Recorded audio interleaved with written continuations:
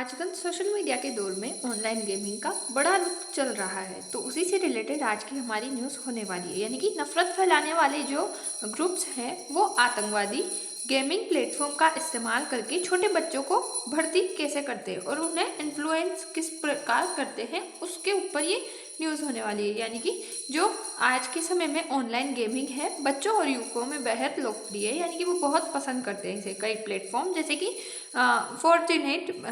Fortnite, PUBG और Minecraft आदि पर करोड़ों उपयोगकर्ता सक्रिय है और कुछ हेट ग्रुप्स और आतंकवादी जो संगठन है इन प्लेटफॉर्म्स का दुरुपयोग कर रहे हैं। वे बच्चों को मानसिक रूप से प्रभावित कर कट्टर विचारधारा की ओर ले जाने की कोशिश करते हैं। हाल ही में जो प्रधानमंत्री नरेंद्र मोदी ने जो परिचर्चा की थी बच्चों से शिक्षा पे बात या परीक्षा पे चर्चा, तो उसमें उन्होंने बात की थी बच्चों से कि आप ChatGPT, गूगल किसी का इस्तेमाल करके ऑनलाइन गेम ऐप बनाने की आप कोशिश कर सकते हैं।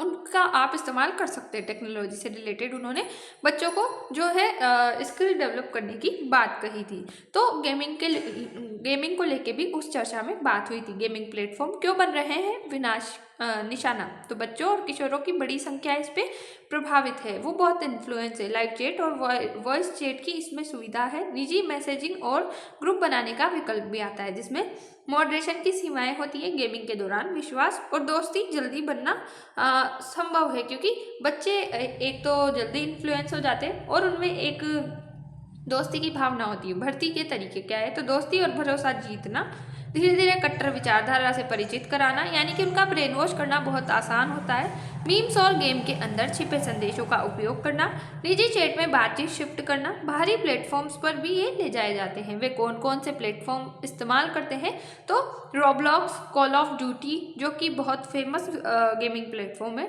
डिस्कॉर्ड और टेलीग्राम, इन जैसे प्लेटफॉर्म का इस्तेमाल किया जाता है। पहले गेम के अंदर संपर्क साझा करेंगे, फिर निजी प्लेटफॉर्म पर विचारधारा फैलाते हैं, यानी कि उनके माइंड में ऐसा बीज बो देते हैं जो वो कट्टरपंथ की ओर चले जाते हैं।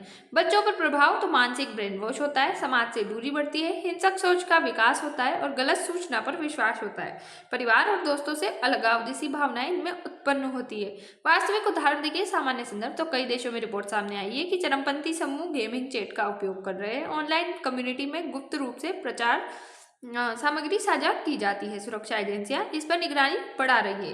रोकथाम के उपाय, तो अभिभावकों के लिए है कि बच्चों की ऑनलाइन गतिविधियों पर नजर रखें, उनके पेरेंटल कंट्रोल जैसे फोन में यूजेस है उनका इस्तेमाल करें अच्छे से, और गवर्नमेंट को भी इसके लिए काम करना चाहिए कि बच्चों पे ये थोड़े रेस्ट्रिक्शन लगाए जाए, क्योंकि भारत में प्राइवेसी जैसे कोई चीज़ें नहीं है। खुलकर बातचीत करें, पेरेंटल कंट्रोल का उपयोग करें, जैसा कि मैंने पहले बताया। स्कूल के लिए साइबर सुरक्षा जागरूकता कार्यक्रम चलाने चाहिए। डिजिटल साक्षरता शिक्षा बच्चों को ज़्यादा से ज़्यादा देनी चाहिए कि किसी भी दूसरे की गलत भावना से इन्फ्लुएंस ना हो, अपने भविष्य को खतरे में न डालें या देशद्रोही जैसी भावनाएं अपने अंदर कट्टरपंथ को पैदा ना होने दे। सरकार और प्लेटफॉर्म्स के लिए बड़े मॉडरेशन नियम लाने चाहिए। संदिग्ध अकाउंट पर कार्रवाई होनी चाहिए और जो 18+ रेस्ट्रिक्शन है वो भी लगाने चाहिए। निष्कर्ष, गेमिंग प्लेटफॉर्म मनोरंजन के लिए है, लेकिन इनका दुरुपयोग भी हो सकता है। जागरूकता और सतर्कता ही सबसे बड़ा समाधान है।